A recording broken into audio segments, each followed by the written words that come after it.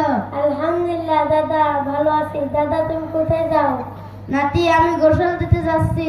দাদা তুমি কি জানো গোসলের কয় ফরজ? হ্যাঁ নাতি, এটা কোন একটা কথা হইলো? হ্যাঁ গোসলের ফরজ জানি। বলো তো কি কি? গোসলের 3 ফরজ।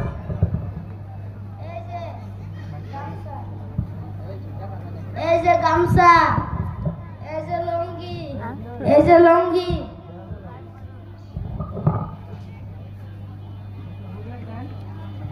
এই যে সাবান, এই যে গোসলের ফরজ বললাম। দাদা এটা তো হইল না। নাতি আমি তো এটা সোজা কলকাতা থেকে আমার দাদার কাছ থেকে এটা শিখছি।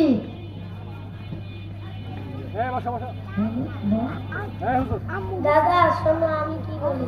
গোসলের 3 ফরজ ভালোভাবে কুলি করা, নাকে পান দেওয়া, সমস্ত শরীর ধৌত করা। নাতি তুমি তো মাদ্রাসাত পড়ে অনেক কিছু শিখছো, আল্লাহ তোমার আরো অনেক বড় করুক।